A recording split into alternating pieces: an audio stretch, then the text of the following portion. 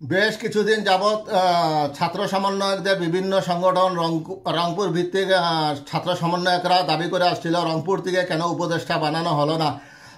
তারই জবাব দিয়েছেন বাংলাদেশের প্রধান উপদেষ্টা ডক্টর মোহাম্মদ ইউনূস। তিনি বলেছেন, রংপুর থেকে আমাকে উপদেষ্টা ভাবুন, আমি রংপুরের একজন উপদেষ্টা। প্রধান উপদেষ্টা অধ্যাপক ডক্টর মোহাম্মদ ইউনূস জানিয়েছেন, জুলাই বিপ্লবের শহীদ আবু সাঈদের সাহসিকতা ও ত্যাগে গভীরভাবে অনুপ্রাণিত হয়ে তিনি নিজেকে রংপুরের সন্তান বলে মনে করেন। তিনি বলেন, রংপুর থেকে আমাকে উপদেষ্টা ভাবুন।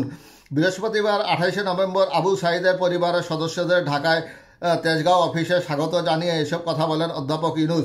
এ সময় রংপুরের প্রতি তার আন্তরিক ভালোবাসা এবং ওই অঞ্চলের সঙ্গে তার গভীর সম্পর্কের কথা তুলে ধরেন। একটি সংক্ষিপ্ত অনুষ্ঠানে প্রধান উপদেষ্টা শহীদ আবু সাঈদ ফাউন্ডেশনের সনদটি আবু সাঈদের পরিবারের হাতে তুলে দেন। সনদটি পরিবারের পক্ষ থেকে গ্রহণ করেন শহীদ আবু সাঈদের বাবা মকবুল হোসেন। এ সময় আরও উপস্থিত ছিল আবু সাঈদের ভাতিজা মোহাম্মদ লিটন মিয়া।